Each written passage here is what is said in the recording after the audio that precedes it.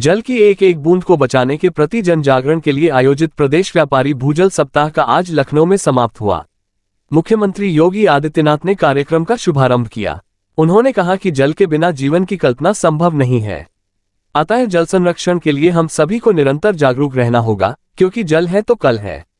मुख्यमंत्री योगी आदित्यनाथ ने कहा कि व्यापक जन जागरूकता और आम नागरिक की भागीदारी इसमें बहुत बड़ी भूमिका का निर्वहन कर सकती है, जिसमें जल की एक एक बूंद को सुरक्षित रखना है। यह अभियान इसलिए भी महत्वपूर्ण है, प्रधानमंत्री मोदी के मार्गदर्शन और नेतृत्व में पूरे देश के अंदर हर घर में नल का सपना साकार हो रहा है। भूजल सप्ताह के आज के इस कार्यक्रम में जो एक साप्ताहिक कार्यक्रम है, जो 16 जुलाई से 22 जुलाई के बीच में आयोजित किया गया है। आज हम एक दिन पहले इस कार्यक्रम को यहां पर औपचारिक समापन कर रहे हैं, लेकिन कल प्रदेश के बृहद वृक्षारोपण कार्यक्रम के साथ इसकी औपचारिक समापन होगा। मैं इस अवसर पर आप सबका हृदय से अभिनंदन करता हूं। सब जानते हैं कि जल है तो कल है, और भारतीय मनीषा हमेशा से इस बात को मानती रही है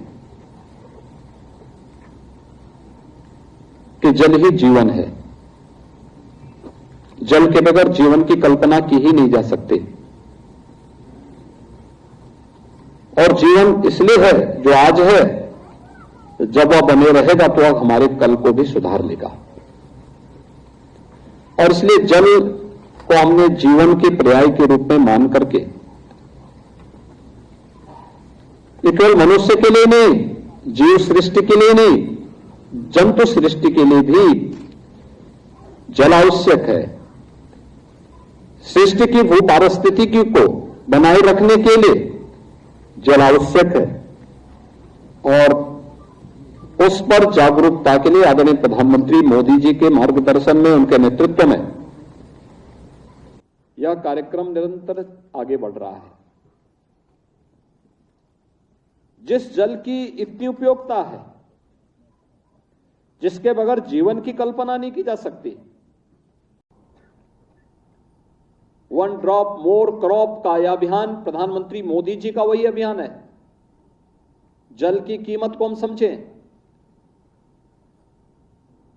रूफटॉप रेन वाटर हार्वेस्टिंग की व्यवस्था उसी क्रम का एक हिस्सा है।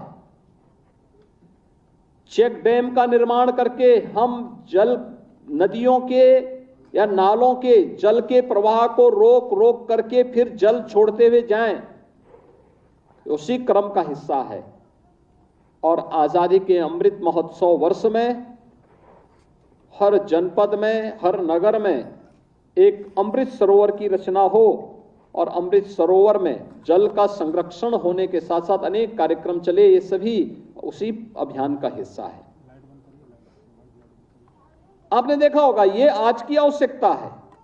अगर हमें अपने भविष्य को सुरक्षित रखना है, जीव सृष्टि को सुरक्षित रखना है, और जंतु सृष्टि को, जीव और जंतु की सृष्टि को वास्तव में सुरक्षित रखना है, अपनी धरती को जीव जंतुओं के सुरक्षा की दृष्टि से सबसे उत्तम ग्रह के रूप में स्थापित कर रखना है, तो हमें आज इसके बारे में सोचना ही पड़ेगा। अन्यथा आप देख रहे होंगे, प्रकृति की मार जब पड़ती है तो मार कितनी खतरनाक होती है। आप देख रहे होंगे बरसात की स्थिति, कहीं पे तो बाढ़ आई हुई है और कहीं पे सूखा पड़ा हुआ है। प्रदेश के पश्चिमी क्षेत्रों में आप देखेंगे पानी पानी है, लेकिन अगर पूर्वी क्षेत्र में आप देखेंगे पानी का कहीं अता पता नहीं है। यानी यही है प्रकृति के साथ छेड़छाड़ करने की कीमत, अंधाधुंध दोहन करने की कीमत, और इसमें साम्यता बनाए रखने का कार्य मनुष्य का होना चाहिए। ईश्वर ने अगर सर्वश्रेष्ठ कृति के रूप में मनुष्य को बनाया है, तो एक मनुष्य के रूप में हम सबकी जिम्मेदारी बनती है कि हम इसके बारे में सोचें, इसके बारे में कार्य करें, इस दिशा में एक सार्थक पहल को आगे बढ़ाएं, और उस सार्थक पहल को आगे बढ़ाने के ही क्रम में आज यह अभियान आगे बढ़ रहा है। उत्तर प्रदेश इस दिशा में बहुत सौभाग्यशाली है कि देश के अंदर 80 से 85% भूमि हमारी ऐसी है जो उर्वरा होने के साथ साथ सिंचित भी है। सिंचित भूमि है तो स्वाभाविक रूप से सिंचाई के लिए वहां जल की आवश्यकता पड़ती है और उसमें जल की आपूर्ति ज्यादातर हमारी अभी भी भूगर्भीय जल पर निर्भर करती है। आप अनुमान करिए, आप किसी बैंक से पैसा निकालते जाइए, एक समय के बाद पैसा खर्च समाप्त हो जाएगा और फिर बैंक आपको पैसा देना बंद कर देगा। ऐसी स्थिति जल की है। आखिर उसकी भी तो अपनी एक सीमा होगी। उसके अंदर पैसा, उसके अंदर कोई जल जाएगा नहीं, लेकिन आप जल का दोहन करते रहेंगे तो हर एक विकास खंड क्रिटिकल हो जाएगा।